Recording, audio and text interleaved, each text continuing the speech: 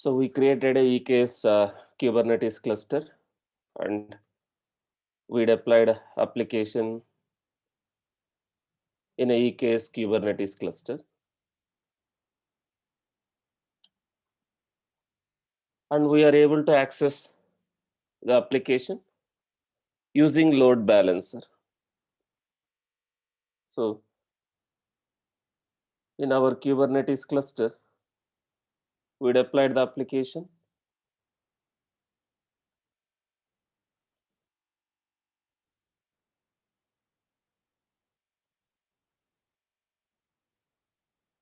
In Kubernetes cluster, we deployed the application.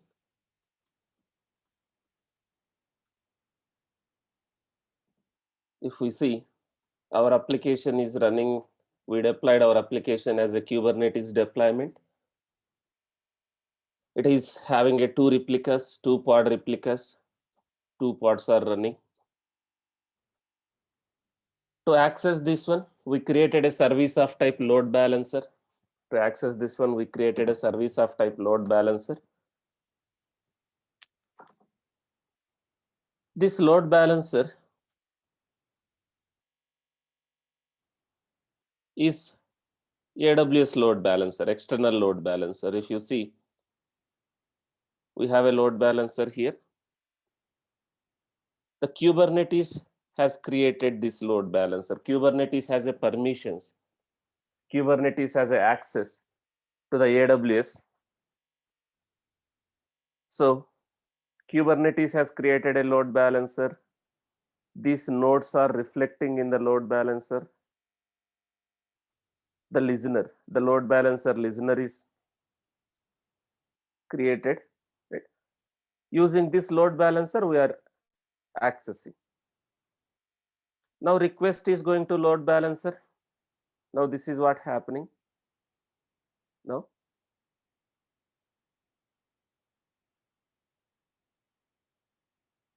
from the client, first request is going to DNS. First DNS lookup is happening from the client system. First DNS lookup. Yesterday, I mapped this load balancer with our domain, with my our institute, like our domain. If you see, now I am able to access something like this.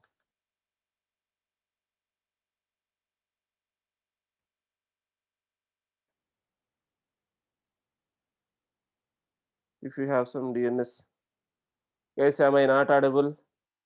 Or someone is saying it's not audible. Am I audible? Not audible? Okay. So try to access now this application unless until there is changes.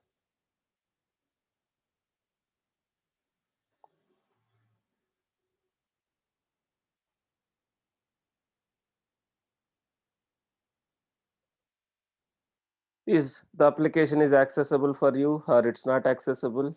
Working, right? Yeah, for me, I think I have some issue with my DNS, maybe my DNS servers. So let me change DNS servers.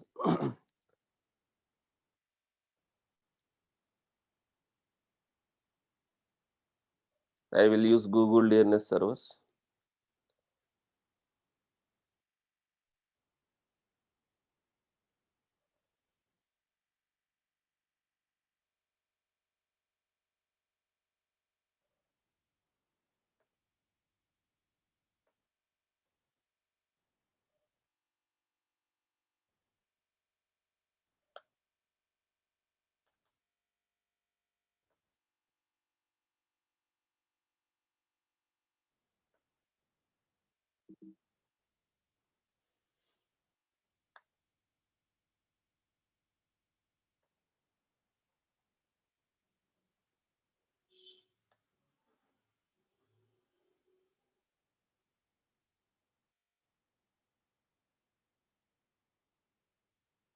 One second, let me use maybe private window. Yeah, I think it's a cache issue. That is fine. So now I am able to access.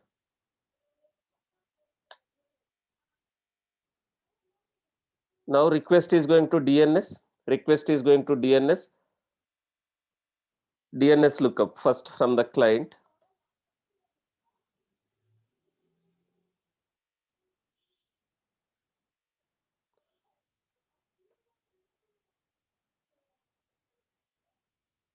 So then request is going to the load balancer.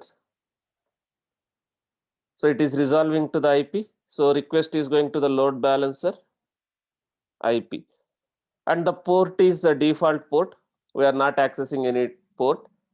And the protocol is HTTP. So request is going to the default port 80 in the load balancer. So port 80. Since we are using HTTP, we don't have any HTTPS certificates configured. Request is going to the load balancer on port 80. It is something like this. It is going in the background IP address of the load balancer.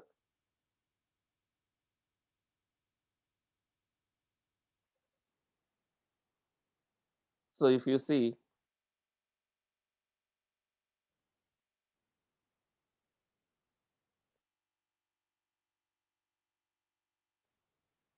so request is going to one of the IP address, load balancer IP.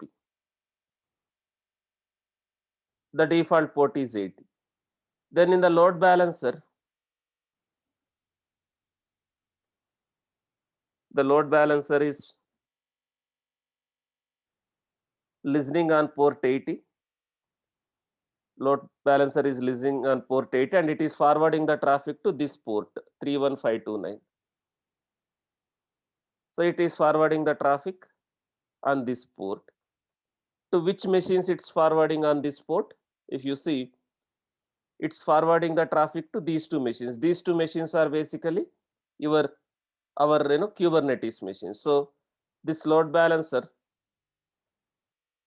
is forwarding the traffic to node IP and a node port. Node IP and a node port. So what is that node? What is that IP? What node is it is, right? It's basically your Kubernetes machine, your Kubernetes workers. Request is going to your Kubernetes worker on that port.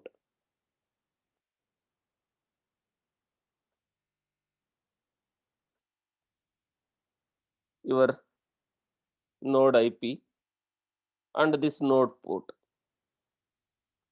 Excuse me.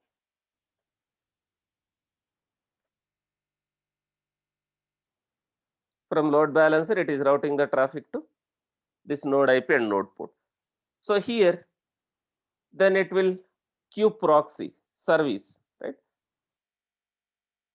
Your Kubernetes kube proxy service.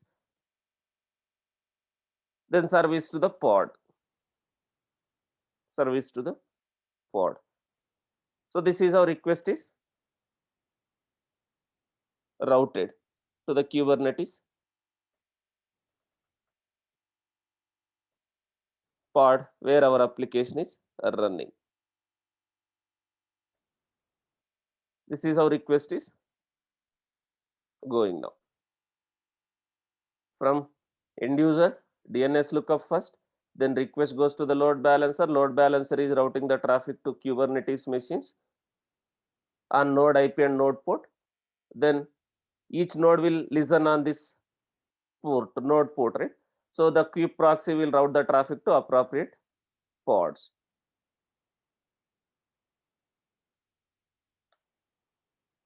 So I think from this browser, there is a cache, I think. So if you see, I am able to access the application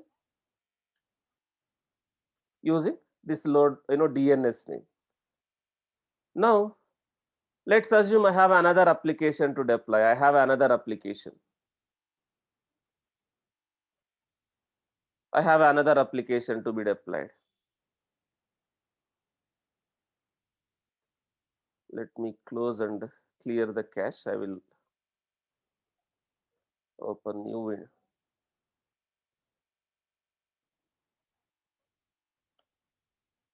So let me clear the cache and everything.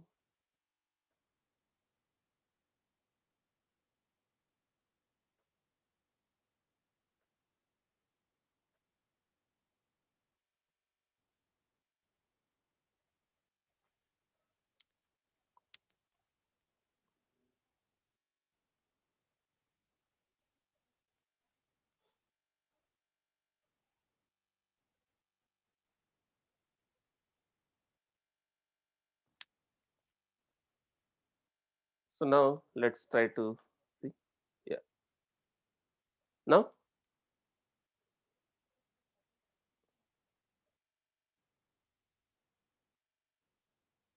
we are able to access via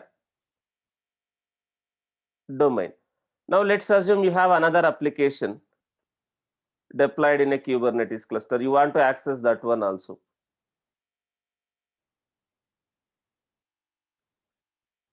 You have another application. You are deploying another application. You want to access that one as well. Now let me deploy one more application in this Kubernetes cluster using kubectl. Now the way I have this application, I'm trying to deploy another application. One more application. So this one,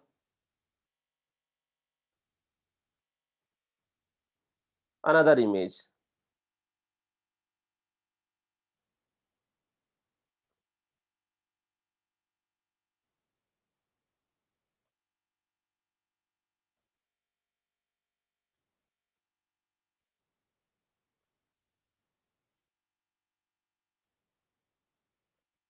Now I'm trying to deploy a different application, another application. This image is already there. I'm trying to deploy this application.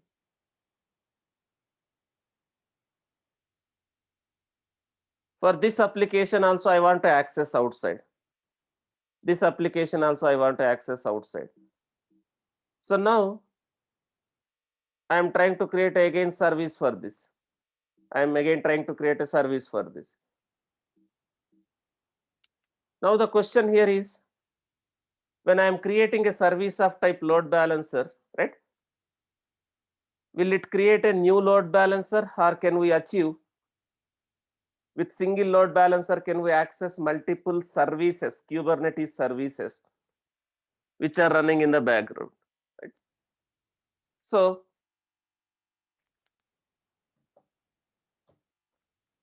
now I am trying to deploy another application. I already have one load balancer. I already have one load balancer that is pointing to the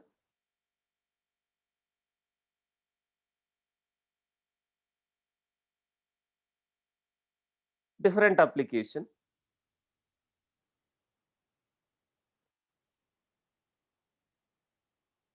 One second, please.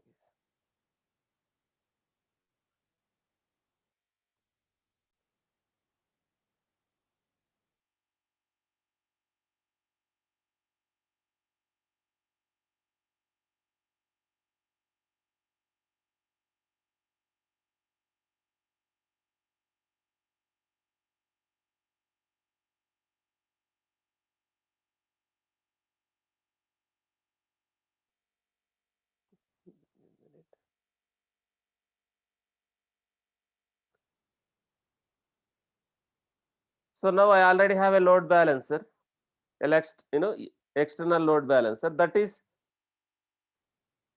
talking to the Kubernetes servers that is talking to the Kubernetes servers on this port, that is talking to the Kubernetes service. Basically, it is talking to the Kubernetes this service, Java Web App Service port, that node port. Now I am trying to deploy one more application. So with the same load balancer, will I able to route the traffic to other Kubernetes service also, or it will create another load balancer, or we will create another load balancer? We have to create another load balancer. If you see, it will create another load balancer.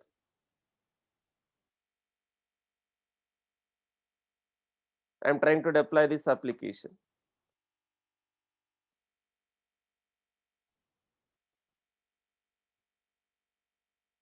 Now I am getting these pods. These are different application pods. These pods are Maven web app image pods. We created a deployment. Deployment is creating a pods, and also we created a service. Now if you see, again it has created a load balancer. Again it has created a load balancer, another load balancer.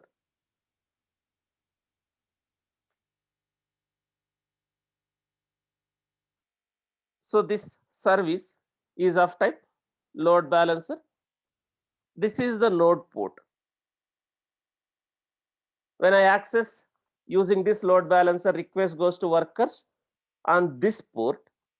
When I access using this load balancer, request goes to workers on this port, this service.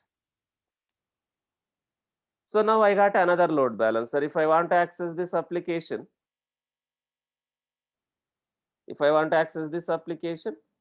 I have to access using this load balancer. If you see inside this, I will have Maven-web-app application or Maven web app based on your WAR file, whatever you copy. Now if you see, this is different load balancer. Now same thing, if I want to access using domain name, you need to map a domain with this load balancer. So if you want to map, you can map. If you have a domain, you can map. Otherwise, if you don't have a domain, in your host files, in your host file, you can map that with another domain.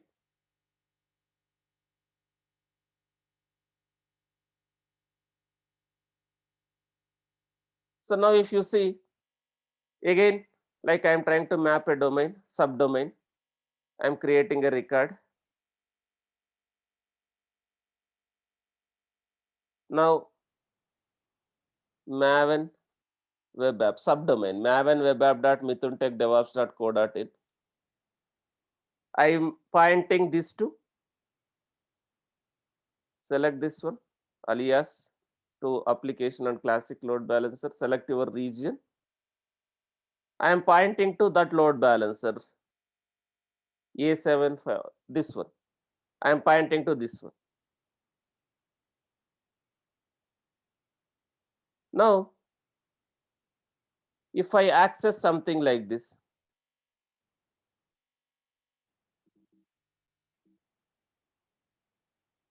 I cannot remember this one. So we have I have created a record set, Maven web app dot Mithun Tech DevOps.co.in.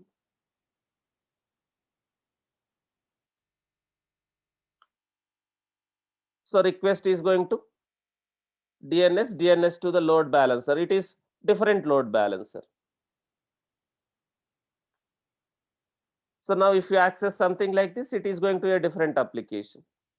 When I am accessing something like this. It is going to a different load balancer, from load balancer to the service. So I have a multiple load balancers.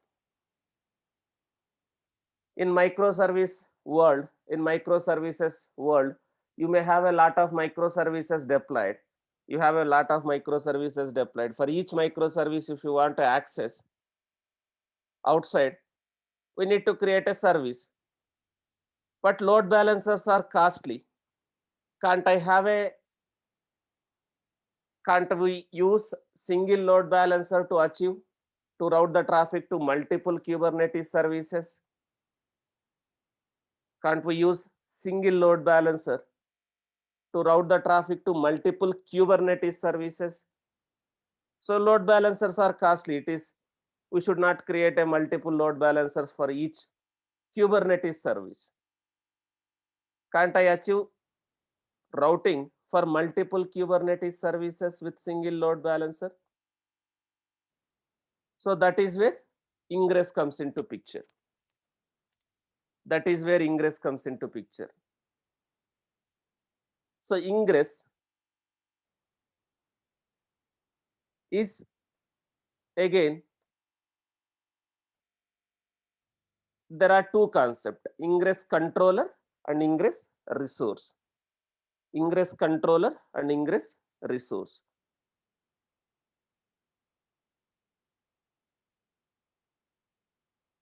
So as of now, we are doing something like this. As of now, browser to the load balancer. Load balancer is routing the traffic to some service. If I have a multiple services, we created a multiple load balancers. Browser to the DNS to, basically again load balancer. Load balancer to that worker machine on that node port. Then service to the pod. This one we are using. Now, if I have a multiple services, multiple Kubernetes services, I want to access multiple Kubernetes services from outside, right? And I want to have a control on the routing within the Kubernetes. I don't want multiple load balancers. So that is where Ingress comes into picture.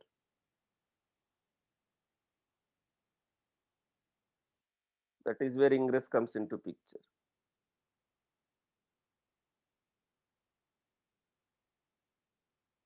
I have put, did I deleted that one from the no PDF? It should be somewhere. Let me, not port, load balancer, deployment strategies, Ingress, yeah. So if you see, we have a concept called Ingress. Now I have a multiple services, multiple service. Let's assume this is your Java application pods. Let's assume this is your Maven web application pods. I have a Java web app service. I have a Maven service.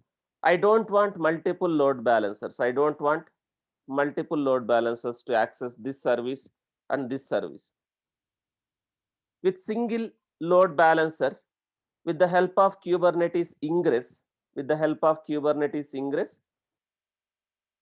with the help of Kubernetes Ingress, we can access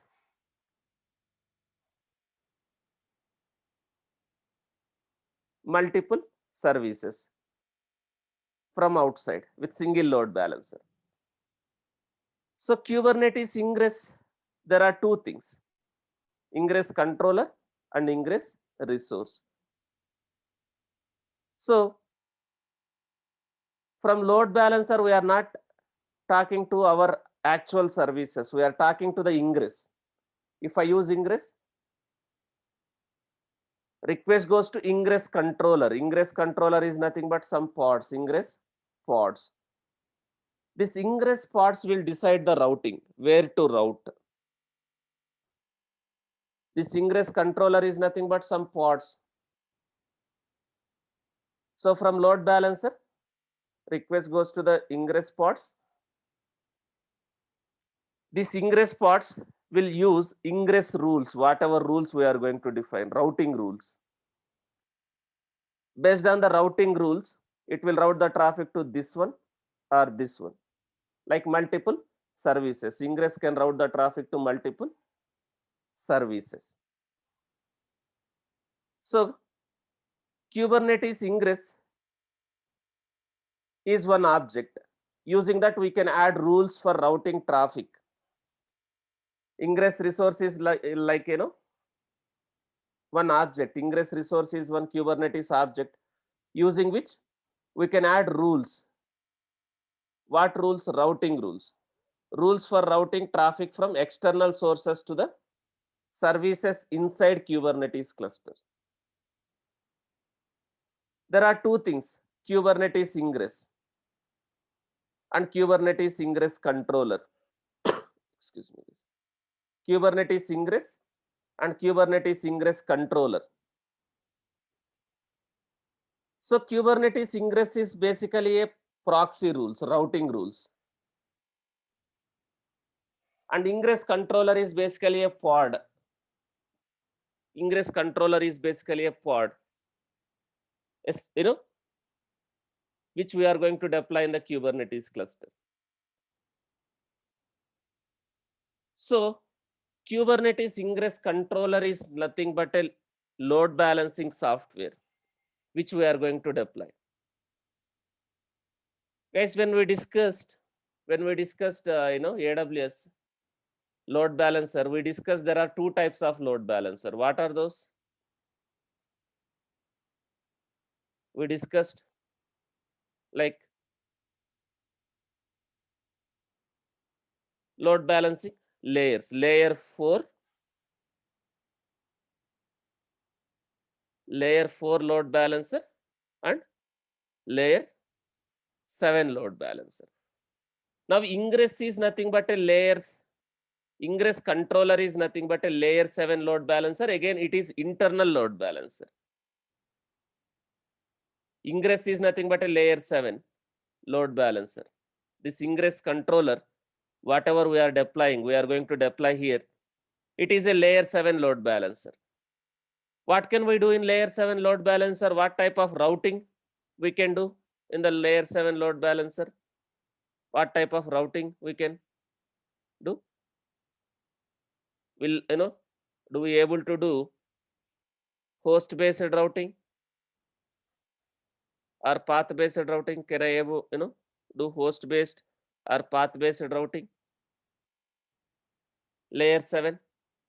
In layer 4, basically completely TCP port based routing. Now layer 7, this Ingress is nothing but layer 7 load balancer, internal load balancer.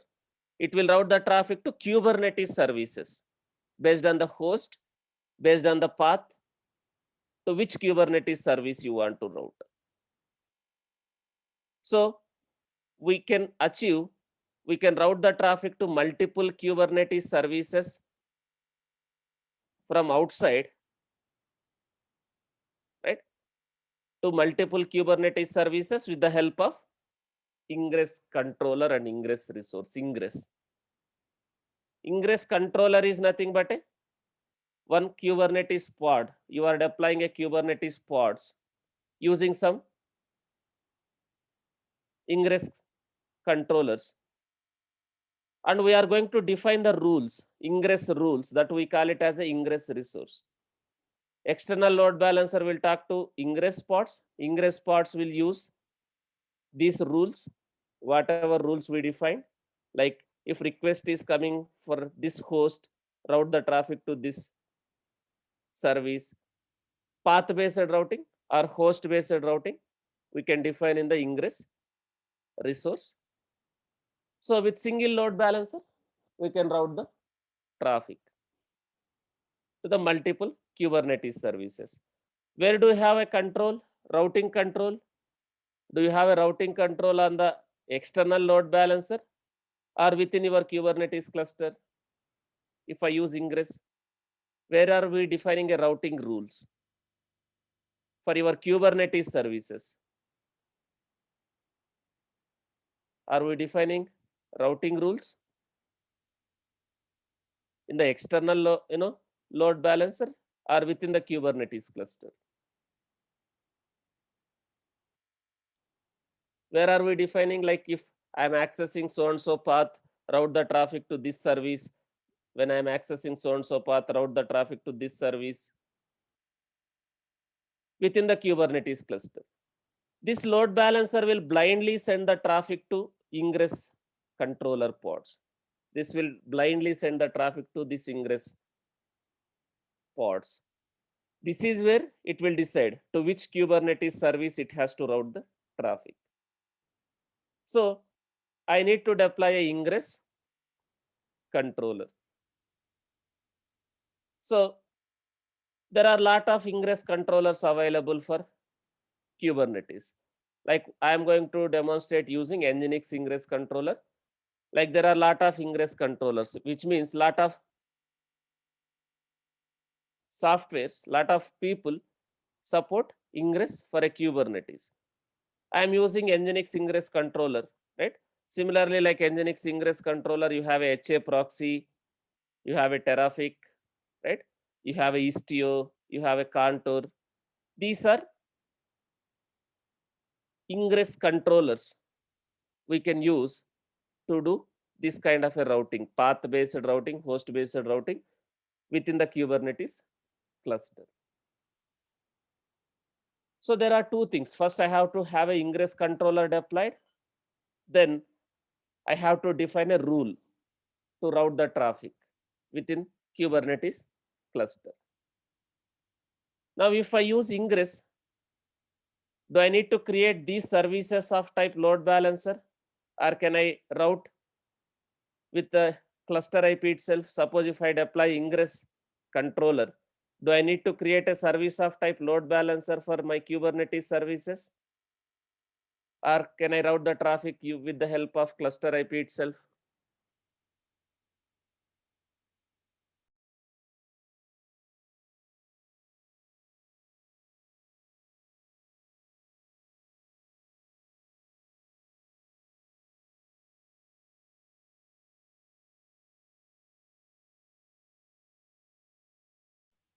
So I no need to create a load balancer service for these applications. There will be only one load balancer service, that is for ingress. For ingress pods, for this ingress controller pods, we will create a service of type load balancer. So all the traffic comes to ingress pods. Ingress pods will use the rules. Then it will route the traffic to these services. So now let's deploy. I don't have an ingress controller deployed as of now. So now let me deploy a ingress.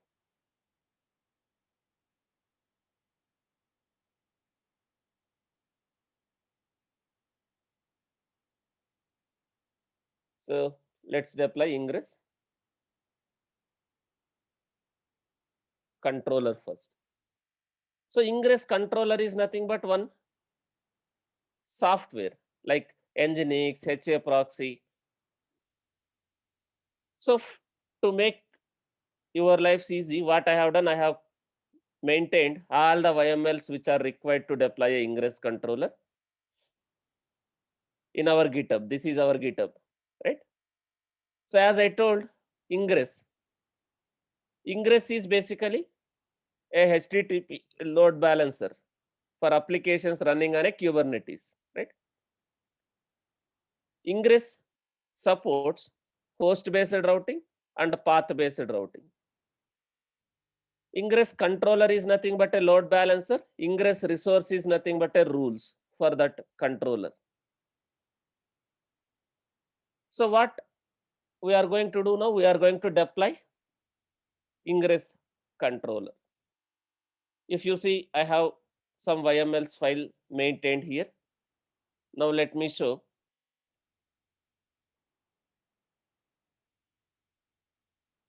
We are going to deploy our ingress controller as a deployment. You can deploy it as a deployment. Our ingress controller as a deployment, or You can deploy it as a daemon set. You can deploy your ingress controller as a daemon set or deployment, whatever you want to use. You are deploying ingress controller. That is nothing but one image. This is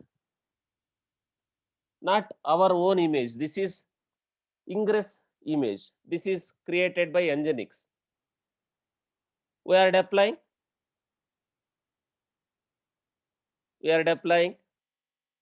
Nginx ingress controller pods.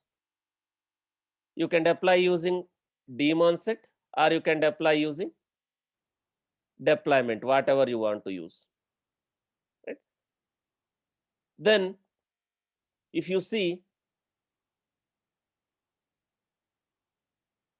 I am deploying as a daemon set. This is my pod manifest. Using this image I want to create. Now if you see, I am saying service account. While creating a pod, I am mentioning this is the service account for this pod. Why this is required? What is the importance of service account? Now this Nginx container, this Nginx pod, does it require a permissions to talk to the API server, because it has to identify how many services, Kubernetes services are there? Don't they need a permissions to read your ingress rules? This container, does it require a permissions to read ingress rules? Does it require a permissions to read your service information? Without giving a permission, if I deploy this Nginx ingress pod, it will not able to talk to the Kubernetes API server to get the required information. It has to read routing rules. It has to read service information. So while deploying this pod, we are mentioning this is the service account, like a user. Like in AWS, you have a IAM role, right? It's kind of a role or user which you are going to attach to the server so that it can talk to the AWS resources. Similarly, with the help of service account, we are providing a access to the Kubernetes resources, Kubernetes API for this application with the help of service account. Before creating this daemon set or deployment, if you see, we are creating a namespace and service account. We are creating a namespace. I want to deploy this Nginx ingress in this namespace. We created a namespace and we created a service account. And where are we giving permissions,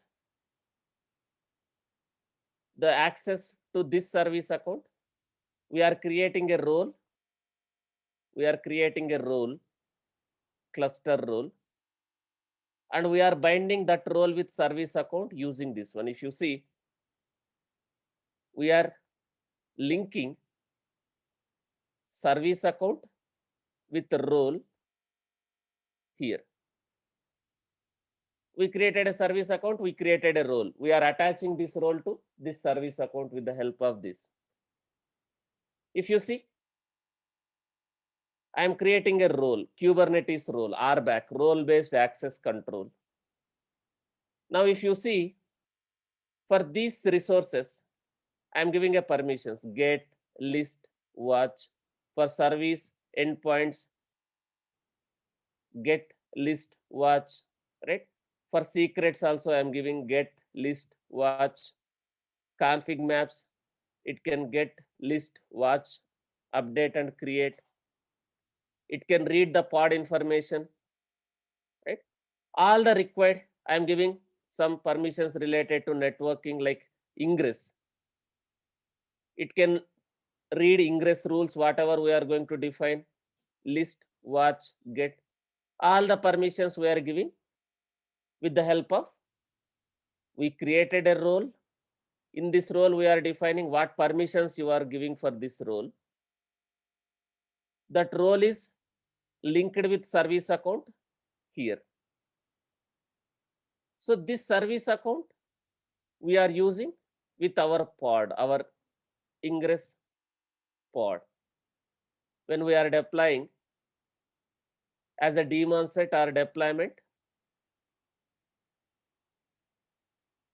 we are mentioning that service account. So this pod will have a access to Kubernetes APIs. It can read pods information, it can read services information.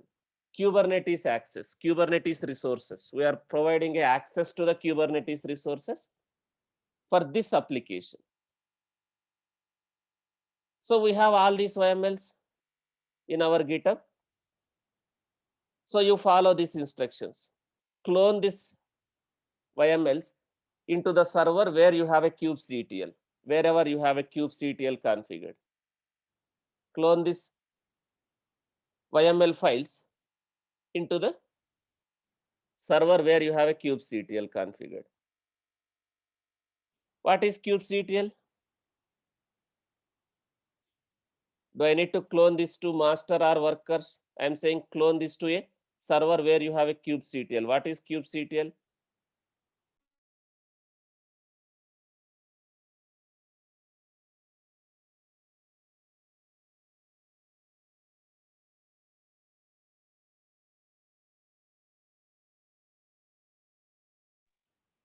CLI, Kubernetes client. Guys, if required, I can connect to my Kubernetes cluster from my local laptop also. If I have a kubectl configured in my local laptop, you can install kubectl in your Windows machine also. So I can connect to my Kubernetes cluster from my local laptop also. If you see, this is my local laptop. If I have a kubectl installed, if I have a kubectl installed,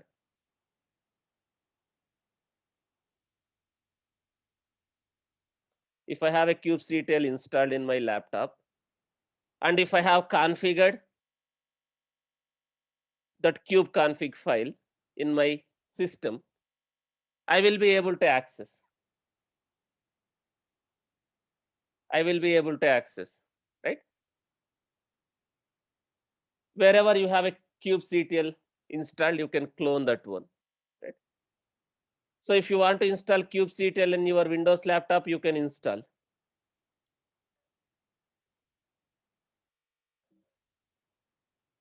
Install kubectl on Windows, you can install. Excuse me.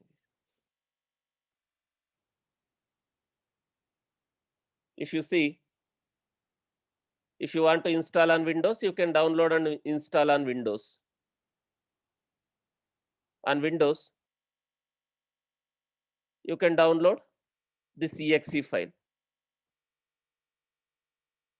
You download and install that exe file. I pinged you in the chat, right? You can install in your Windows this kubectl. And since I am using EKS Kubernetes cluster, to get the kubeconfig file, you need to have a AWS CLI also. Install AWS CLI in your laptop and get the kubeconfig file. Install AWS CLI in Windows also. You can install AWS CLI on Windows.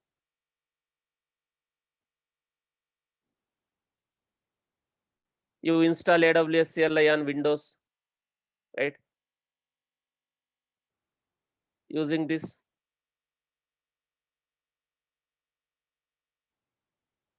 And now, once you install, to get the kubeconfig file, you need to execute this command: AWS EKS update kubeconfig -name, your EKS cluster name, and region name. But if you want to execute these permissions, do you need to configure AWS CLI? which has a required permissions to EKS. In your Windows laptop, do you need to configure AWS CLI to execute this permission? Can I execute this permission without having a proper access in my laptop?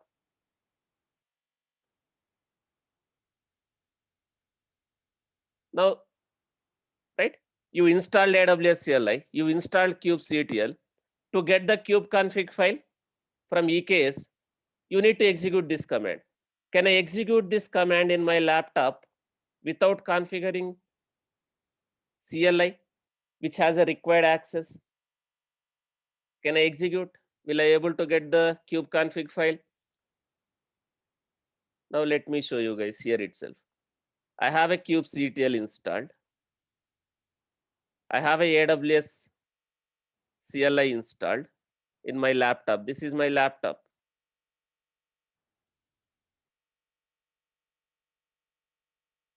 Now let me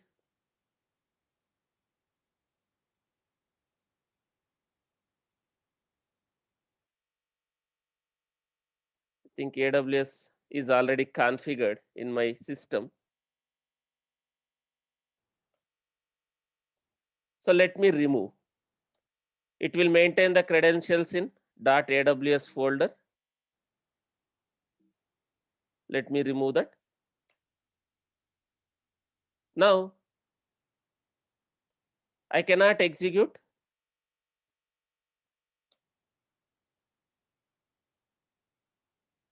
I cannot execute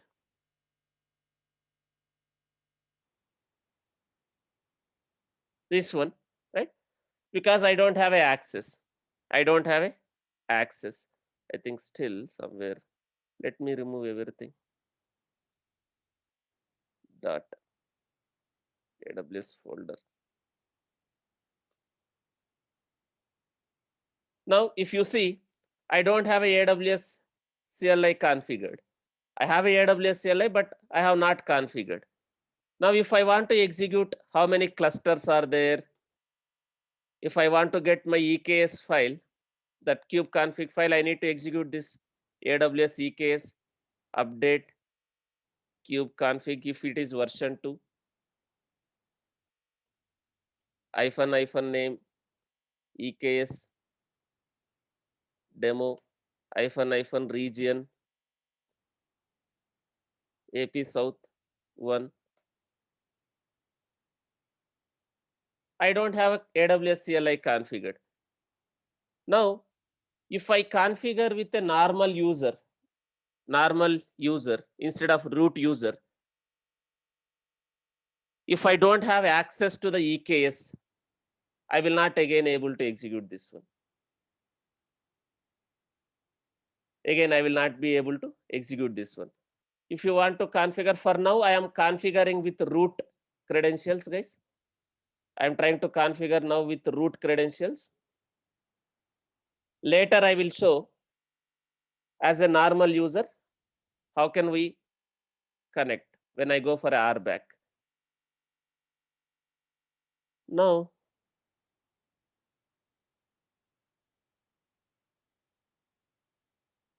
let me see. I have somewhere that access key and secret key. I will use that one.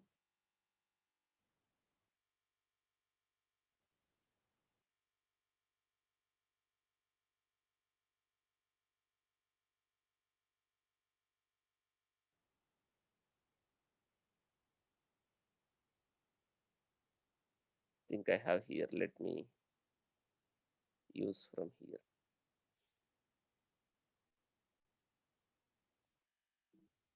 I don't want to delete and create again. So this is my access key, root access key, which I am using.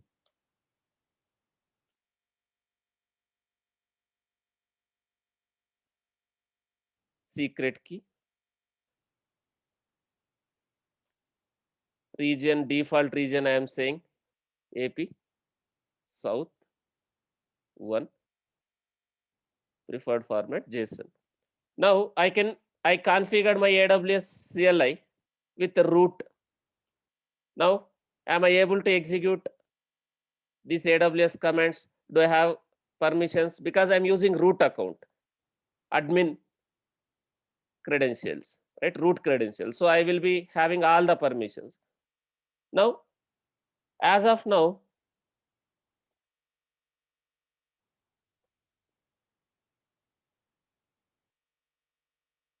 let me remove. I don't have any kubeconfig. If I execute kubectl commands from my laptop, it will not work.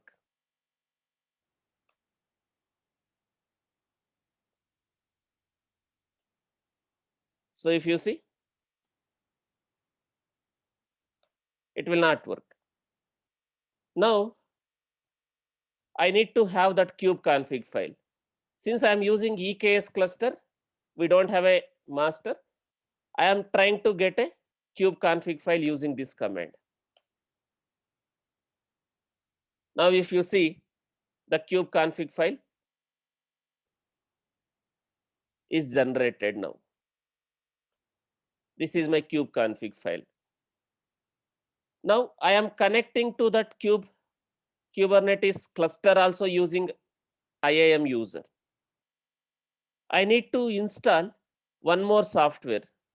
What is the other software we have to install, guys? Yesterday, or I think a day before yesterday, when I configured kubectl in that machine, I installed one more software. What is the other software I have to install? IAM Authenticator. So IAM Authenticator. In your laptop, you have to install IAM Authenticator also along with this. Along with whatever softwares I have installed, AWS CLI, kubectl. If you are using EKS cluster, you need to have a IAM Authenticator also. You can install IAM Authenticator in Windows also.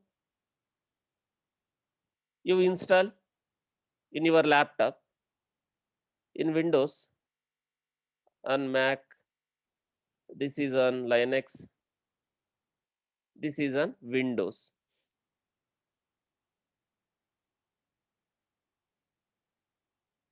You can access or you can install by downloading the exe file in your Windows. You download and install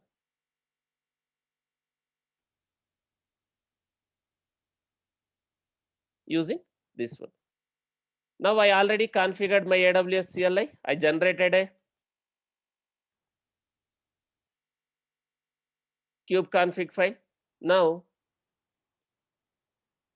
and also I created a EKS with public endpoint access from internet, right? Now, do you see, am I able to talk to my API Kubernetes cluster from my laptop? Do you see? Am I able to talk to the Kubernetes cluster API from my laptop? Now, wherever you have a kubectl,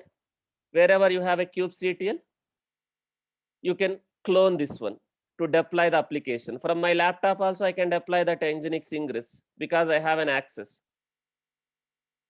I can clone that YMLs and I can deploy from my laptop also. I can update, I can delete, right? Because I am using a root AWS account. Now, wherever you have a kubectl configured, you can download that YMLs. So let me download these YMLs. Ingress. Clone this one. Follow these instructions. Git is not there. You can install Git.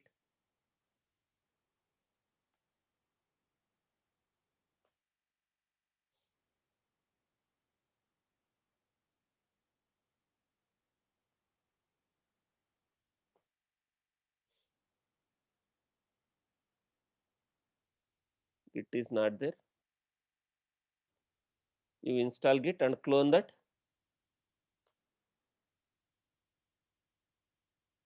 Then go inside this folder, Kubernetes Ingress. Inside that again deployment folder,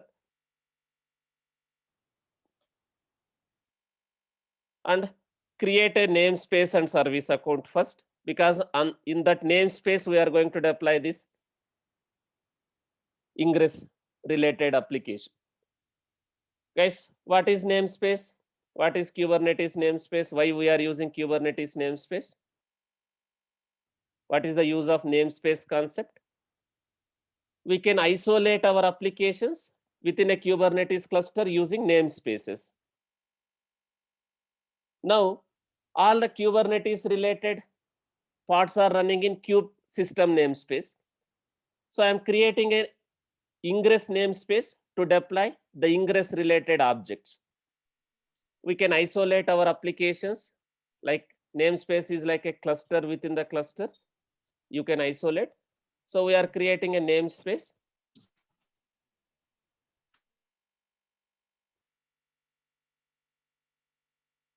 to create this Ingress pod. So now I created this namespace, this Nginx Ingress namespace. As of now, nothing is there in that namespace. We have not deployed anything. We have not deployed anything. Then create the files like role binding, whatever is required, right? All the common objects, create everything. The role binding, right? It is going to use some config map, secret. That Nginx controller will use some config map, secret. So all the objects we created, whatever is there in this folder. Then we can deploy our Ingress controller. We have two options. Either you can deploy it as a deployment, or either you can use it as a daemon set. Whatever you want to deploy. So I'm creating a daemon set. If you want to use deployment, you can use deployment. If you want to use a deployment, there is a folder deployment. You apply this YML, so it will create a deployment. I am applying this YML. It is going to create a daemon set. So whatever you want to deploy, you can deploy, whether it is a deployment or daemon set. So I am deploying as a daemon set, that Ingress pods. Now if you see, Ingress controller pods are running now. Ingress controller pods are running now. If you see, Ingress pods are running. In which namespace? In this namespace, Ingress pods are running. If you see, we created a daemon set. The daemon set is creating Ingress pods. Now Ingress pods are ready. Now, first from outside, I have to send the traffic to this. From outside, request has to go to this Ingress pods. From outside, first request has to go to Ingress pods. Then only Ingress will do the routing. So I have to create a service for these Ingress pods. For these Ingress pods, what type of service I have to create? For these Ingress pods, what type of service I have to create?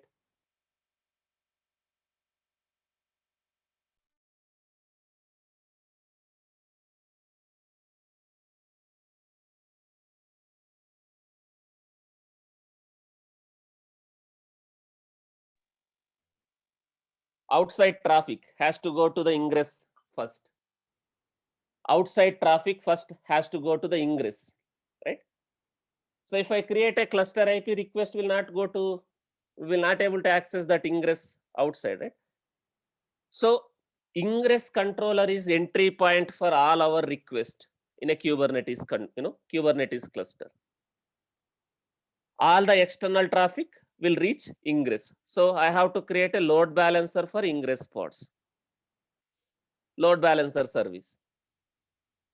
So there is already YML here. There is already YML here. We already have a YML here. We are creating a service of type load balancer, right? Your selector service information. So now let's apply this.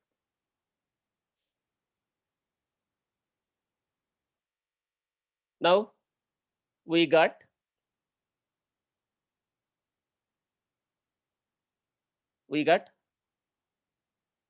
the load balancer. This is listening on, basically service will be listening on, the load balancer is listening on port 80 and port 443, HTTP port and HTTPS port, HTTP port and HTTPS port. So now there is a load balancer. Our application no need to be a load balancer now. Our application pods, these pods, no need to be a load balancers service. So I will remove this one. You cannot change from load balancer to cluster IP. So delete the service. I am deleting the service. Then I will create a service of type cluster IP. I am deleting this one as well as this one. Now the load balancer is completely deleted. In AWS also it will delete the load balancer. If you go and check in your AWS, the load balancer is completely deleted. Those two load balancers.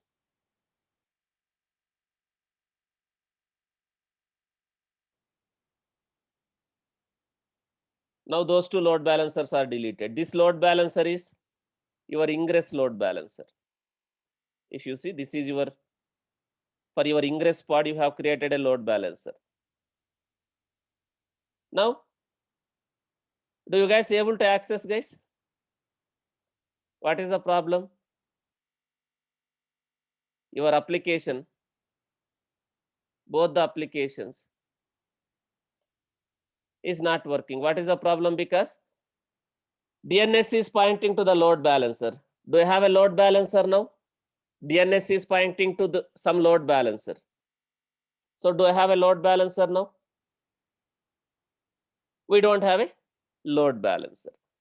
Now, in DNS now what I will do, I will map with this load balancer for both applications, for this one, for this host, for this domain, and also for this domain. I will point to this load balancer, this Nginx load balancer, because this is the entry point. So let me go to Route 53.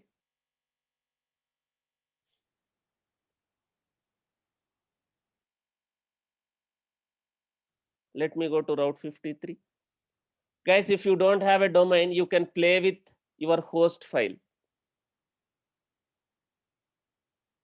So now let me go here. Let me edit this record set because it is pointing to some load balancer which is not there. I deleted.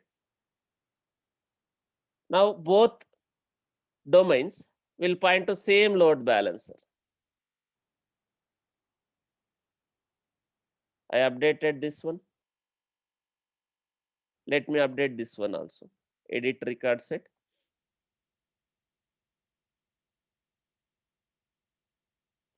Now, when I access, request goes to Nginx controller, basically. Now, why I am getting this? It may take some time. Let's wait. Yeah, now it is saying 404. Now it should also say 404 or 502. Okay. Now, what is missing? Why it is not able to route? Now request is going to Nginx, that Nginx pods. Request is reaching these Nginx pods. Now what is missing? Why Nginx is now not able to route the traffic to your service, this service or this service? Now Request is going to Nginx pods. What is missing?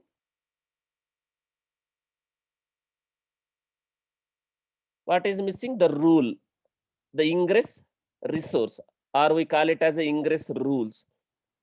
Did I define the rules, routing rules? We call it as in Kubernetes ingress resource. Did I created a resource? Does Nginx have any rules now? If request is coming for this host, route the traffic to this backend service, or if the request is coming to Java application, route the traffic to that service. So as of now, we have done only this, guys. We have a load balancer. Both domains are pointing to same load balancer. Load balancer is talking to the ingress. Now I have not defined these ingress rules, ingress resource. If the request is coming for Java web app, route the traffic to some service, right? We have not defined. Ingress rules is not there. Before creating a ingress rules, let me create a service for Java web application and Maven web application. Let me. So now for this one, it no need to be a load balancer now.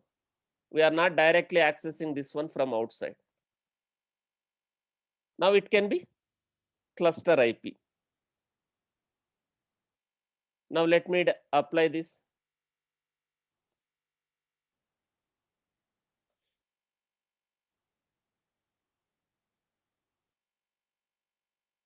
Okay, there is a IP should be small. Cluster IP.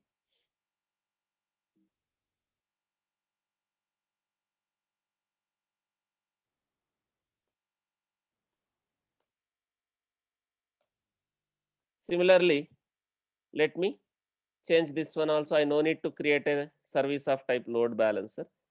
It can be cluster IP.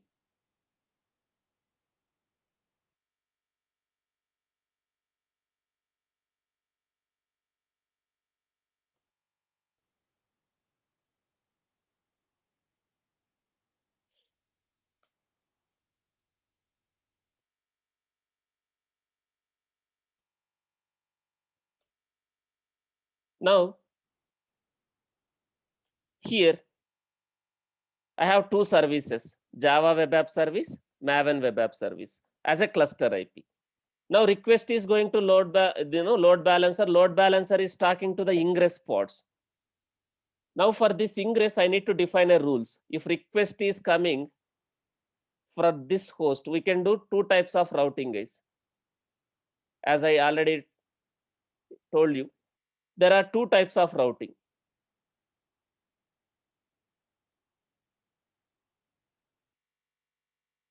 Now,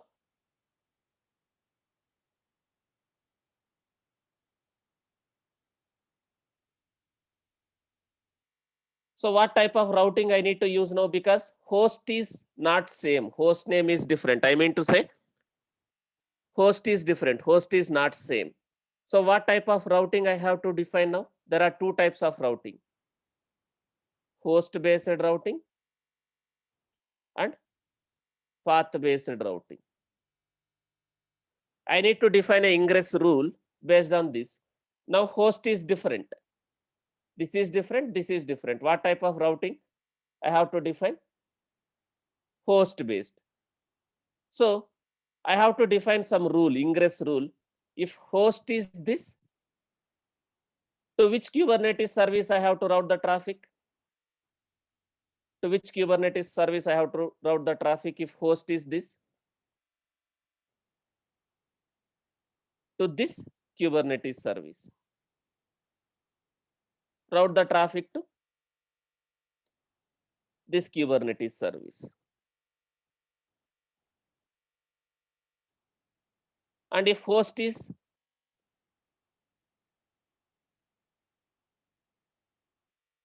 this, I can route the traffic to this one. Host based routing. Suppose your host is same, path is different. Suppose your your host is same, path is different. What is the meaning of same? Your host is this, same host. Now host is same, path is different. This is different application, this is different application. Then in path-based routing, your host is same based on the path. Based on the path, if path is this, route the traffic to this one.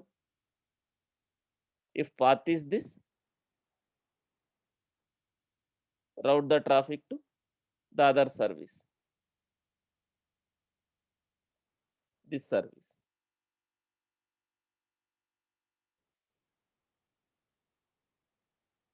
Something like this. We can define a host-based routing or we can define a path-based routing. Now currently, two different hosts, so host-based routing. We need to define a rule, routing rule, ingress resource, something like this. That's why I don't have an ingress resource I am getting. I think it is from cache, guys. Don't, or you might have already ingress resource. Do I have an ingress resource by any chance I have created? I have, let me delete. That's why it is working.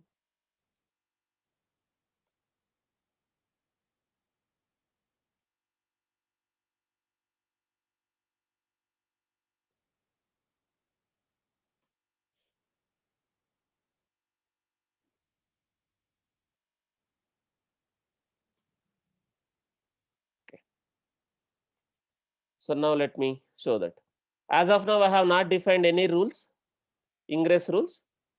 It is not able to route the traffic. You see, we are getting 404. For this one also I am getting 404. For this one also I am getting 404. Because I have not defined any ingress rules. So I need to define an ingress rule something like this. If it is a single domain, you can use this one. If there are multiple hosts, right? I have a multiple hosts now, something like this. Multiple host. Now, your domain. If I am trying to access, this is my host, this is my domain, host-based routing. This is my host. I am not worried about path. Path can be anything. Path can be anything. So to which service I have to route the traffic? Here, I am saying backend service name, your Kubernetes service name. If this is host, this is my service name. And if this is the host,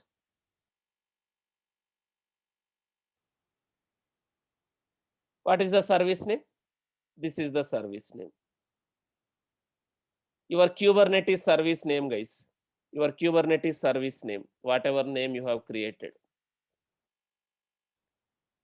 This service name, your backend service. This we call it as an ingress resource or ingress rule.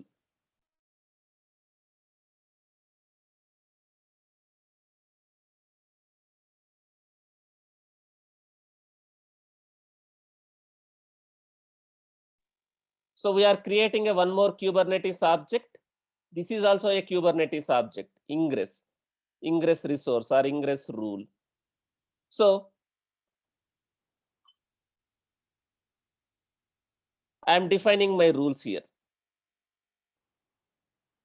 Something like this. VA ingress, something, whatever file name, rules.yml. Now I am defining a rules, ingress rules. If host is this, I am not worried about the path. The path can be anything. Request goes to this service. If host is this, path I am not worried. request goes to this service. If you give some service name which is not correct, right, it will not work again. So I'm creating a ingress resource kubectl. If you see, as of now, I don't have any rules, ingress rules defined. Now I am creating a ingress rule kubectl apply -f ingress rules. Now we define the rules. Now this Nginx controller, this Nginx controller pods will try to use these rules. It will read the rules. And did I give a permissions to read the service information, the rules information? We already gave a permissions, right? How we gave a permissions to the pod? Basically, how we are giving permissions to the application, how we are giving Kubernetes API permissions to the applications which is running in a Kubernetes cluster. This is also a very important question, guys. They are asking in the interview, what is service account? Or they may ask, how can you provide Kubernetes resources access? How can you provide access to the Kubernetes resources for the application which is running in your Kubernetes cluster? Some application like Nginx is one application, one software that require permissions to your Kubernetes resources. How we are providing access to the Kubernetes resources for this application? We have a service account. Service account is mapped with some role. We already gave a permissions. So this Nginx pod can read these rules, whatever we have defined. Now let's see. Am I able to access with single load balancer multiple applications which are running in a Kubernetes cluster, multiple services? Now, do I have a two load balancers or single load balancer, external load balancer? How many load balancers I have as of now? External load balancers, only one. Now, am I able to access multiple services with single load balancer with the help of ingress? Now request is going to ingress. Ingress is using the rules. Then ingress is routing the traffic in the background. If you see the logs,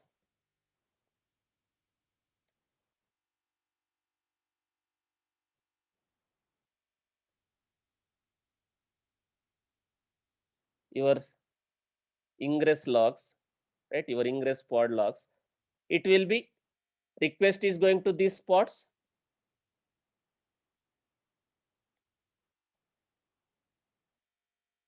Request is going to these pods. This pod is using those rules, then it is routing the traffic. If you see, request is going to this one. I access this one, right? This is the how I have accessed. You can see the client information also, like you can see which guy, who is accessing this application, from where the request is coming. Then it is forwarding the traffic to that backend service.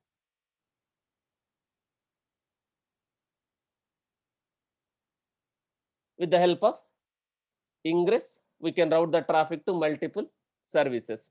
Now, what type of routing I am using? What type of routing I am using? Is it a path-based or is it a host-based routing? Whatever I have defined as of now.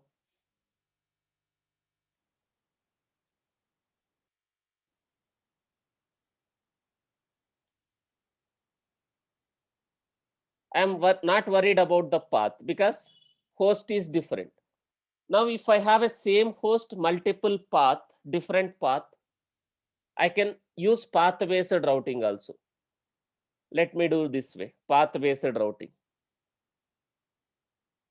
So in path-based routing, your host is same. Your host is same. You are going to define multiple paths, something like this. Host is same. You are going to define multiple paths, something like this.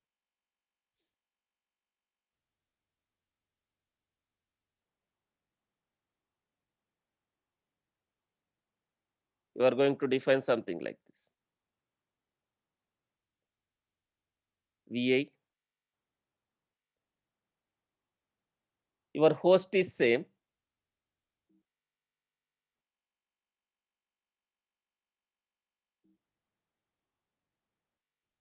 Your host is same.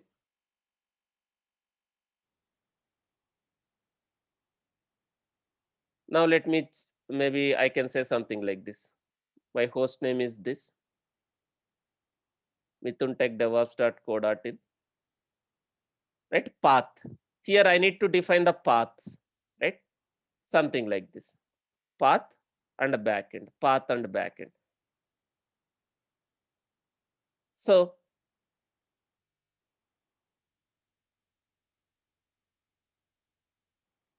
path. If I am accessing something like this, path mithuntechdevops.co.in/this, request goes to this one.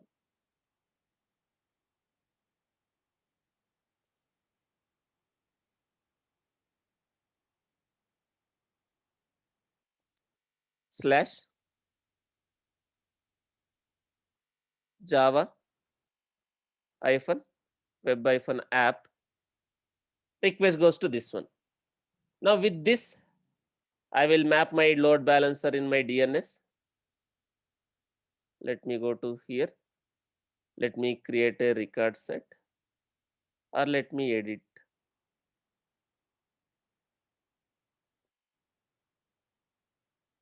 Let me edit. Now let me delete this one.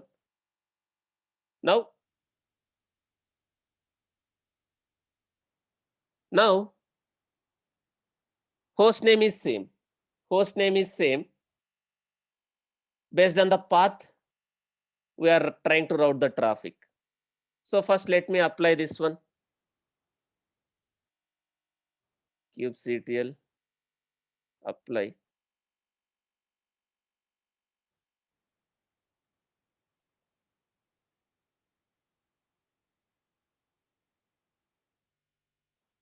So now I have a host based routing. Now I am going to delete this.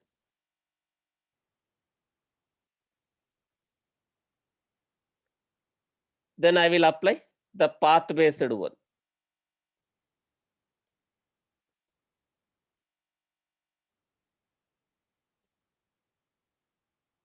Path based one.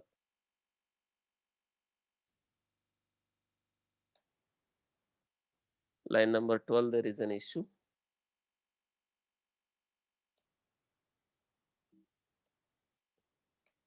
That is there in line number 12. Okay.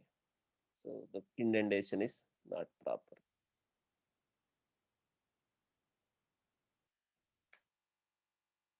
Now, if you see, now I am trying to access something like this, guys. Just mithuntech devops.co.in, mithuntech devops.co.in, Java hyphen web hyphen app. Now request is going to that application. Now instead of this, if I access something like this,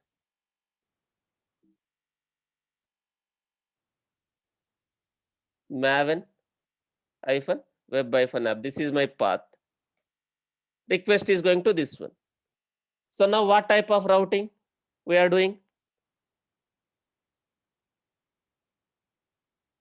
With the help of Ingress. Guys, this is it host based or path based? Host is same. Host is same. Host is same. Path is getting changed. path is getting changed. So we can achieve host-based routing, we can achieve path-based routing. Now, in a microservices, if you see, let me take this example, Flipkart, right? If let's assume Flipkart is developed using microservices architecture, let's assume they are running this as a Kubernetes pods. This is host, domain. If you see, host is same, right? When I click on login, it is going something like this.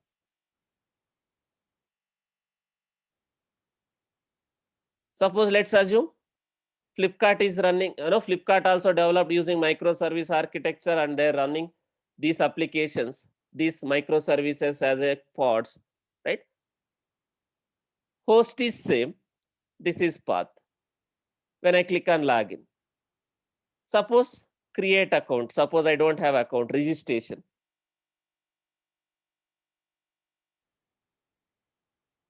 Some path, right? Then when I click on my account or orders, right, it will be something else. If you see cart,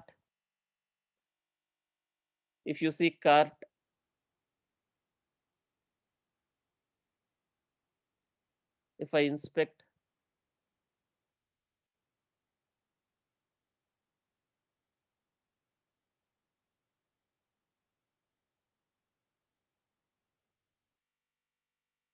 suppose this is different application, this is different service.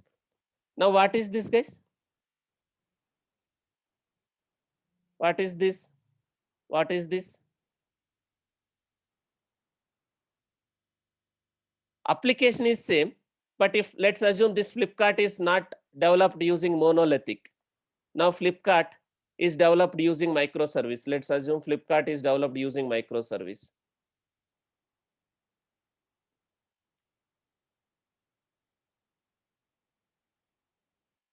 You have a Kubernetes cluster. You have a machines.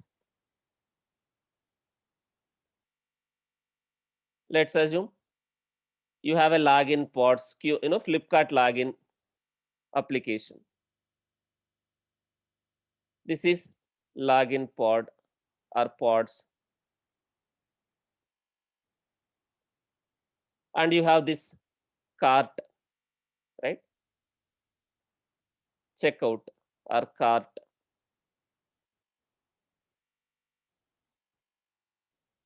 Your cart.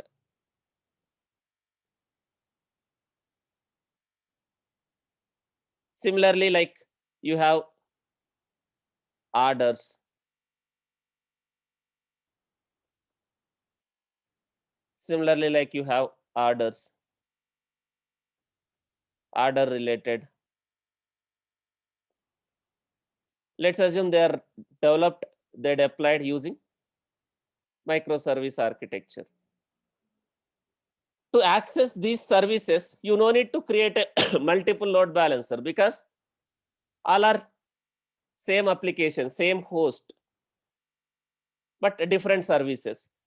So we can have a ingress pods. We can define a rules here, ingress rules. You can define a ingress rules here. Host is same. Host is same. Host is flipkart.com, let's assume, or www.flipkart.com, whatever, however you are accessing. Host is this. Then based on the paths, if path is /login, backend, your service name, login service. If path is something else, if path is slash view cart.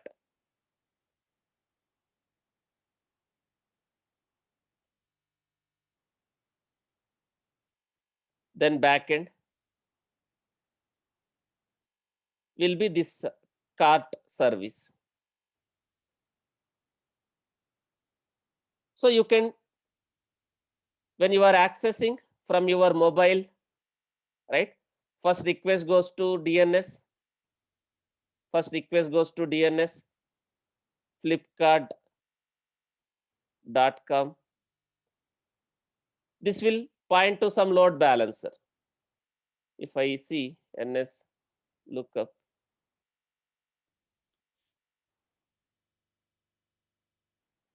flipkart.com, this is the load balancer IP. In the DNS they have mapped. So suppose let's assume they are using microservices and Kubernetes. Request goes to this one. There will be a root also, home page. When I access just flipkart.com, this is the home page, right? This is the home page. There will be some service for default path. I will get a home page. When I click on this one, request goes to some service. When I click on other one, request goes to some service. Something like this. If you see what is getting changed in the URL when I am navigating in my application.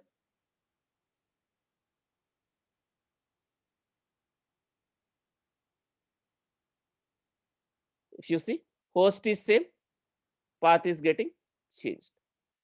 So request goes to load balancer. Load balancer can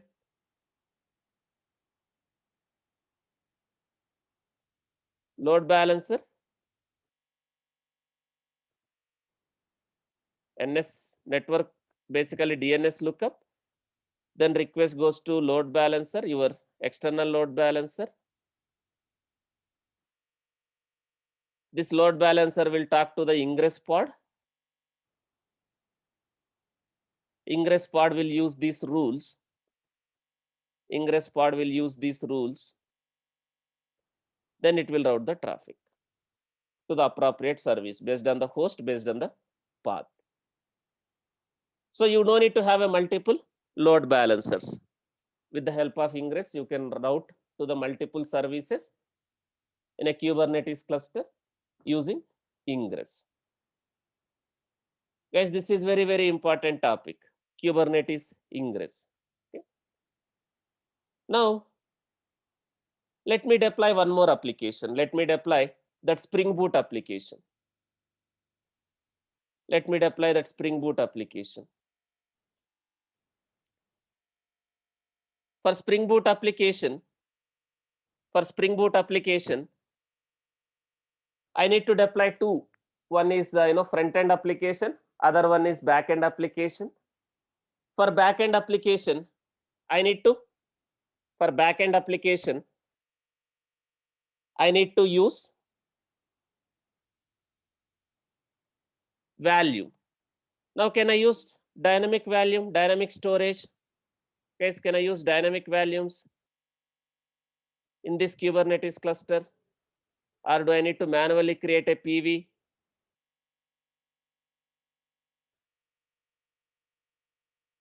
Do I need to manually create a PV, or can I create a dynamic volume? If you see, there is a provisioner, AWS EBS provisioner. So I will deploy the application using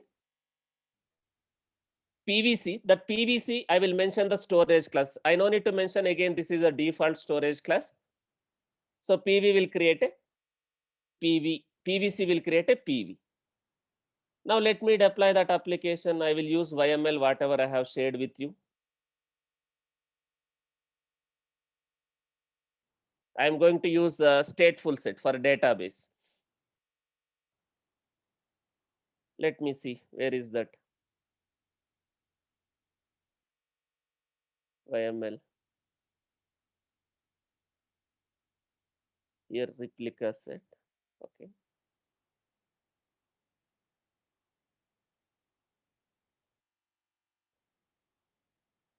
Guys, I'm going to use all the concepts now. Stateful set, everything. Now,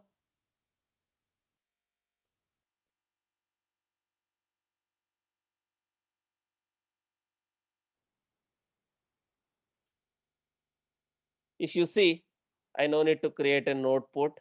Now I will create just cluster IP. Now I am using stateful set. Guys, can you tell me the improvements as of now? Here, whatever topics we discussed, right? Whatever topics we discussed, what improvements I can do here? Is it a right way of passing? I am going to maintain this YML in a GitHub, right? For non-confidential information, okay. But what about confidential information? What needs to be done? I can define. What I can define? I can define these things as a config map. I can define these things as a secrets, right? So let me take this YML first into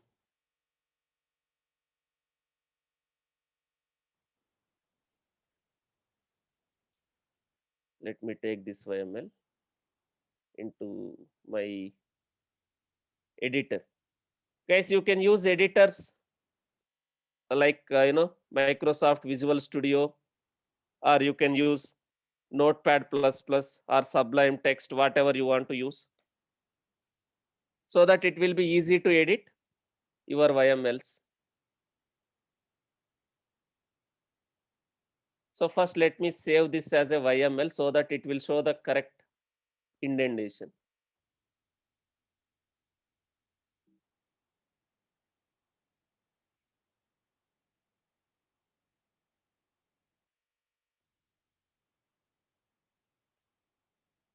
It will show proper indentation. You can see like proper indentation. Now these environment variables, right? Instead of passing, maybe I'll let you guys to do this. Now I want you guys to deploy this one by using config map and secrets. So pass this one as a config map and pass this one as a secret, right? So create a config map, create a secret in the cluster, refer these values from the config map and secrets. And also, what are the other improvements I can do, guys? Am I limiting? Am I mentioning what is the maximum resource requests and limits? Did I mention resource requests and limits for these containers? So you can mention resource limits and request, so that if there is something went wrong with your code and liveness probe and readiness probe, you can define a liveness probe and readiness probe, resource requests and limits, and you want to scale these pods automatically. Suppose a lot of people are accessing this application. What else we need to deploy, guys? What else we need to deploy? What object we need to create? Suppose a lot of people are accessing this Spring application. You want to achieve auto scaling of your pods. What else you need to deploy? HPA, right? So you need to create a one more object, HPA, so that it can scale up, scale down the pods based on the load. Since I have a cluster autoscaler, in this cluster, let's assume your pods are in pending state because you have only 2 servers. Your HPA is scaling and it is not able to schedule because your cluster is running out of resources. Since I have a cluster autoscaler, will it able to scale the nodes also if cluster is running out of resources? Will it able to scale the nodes?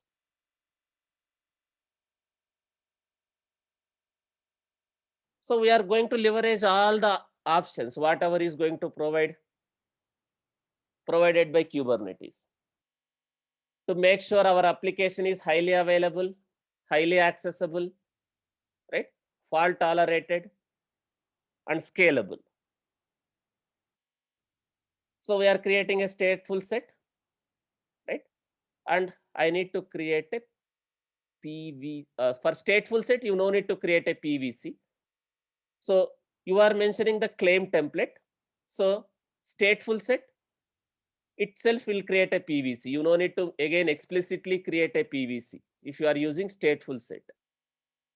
Instead of stateful set, if you are using other thing, you need to create a PVC. That PVC you have to mention here. Something like this, guys.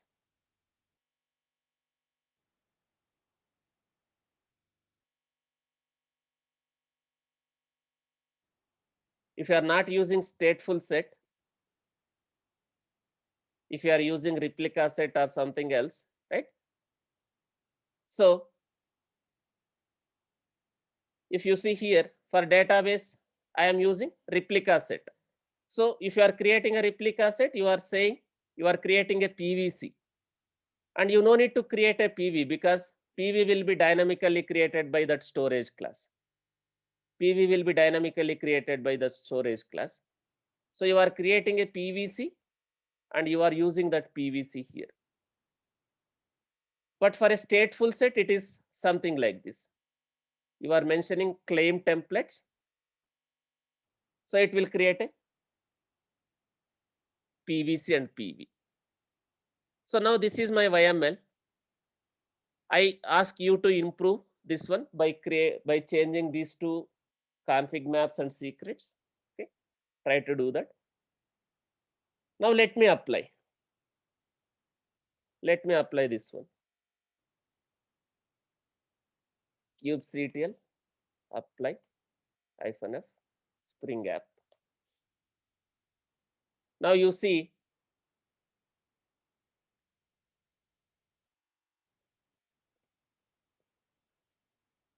I got a PVC, I got a PV also. So who created this PV? The storage class. If you see, I have mentioned capacity as 1 GB. If I go and check in my AWS,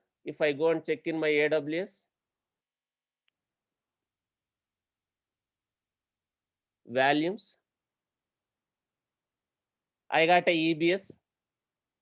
I got a EBS with 1 GB capacity.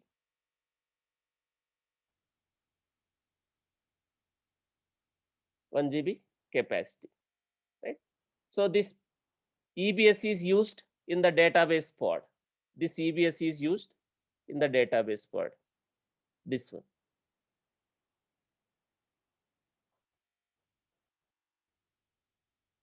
This is used in my database pod. Now, if you see, database is running as a stateful set and Spring application is running as a deployment. Spring application is running as a deployment. Now,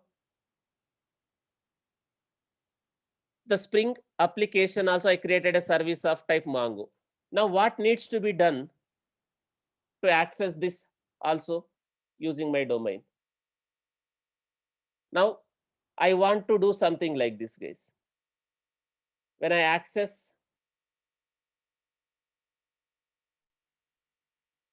now when I access something like this, the default, the root, when I access something like this,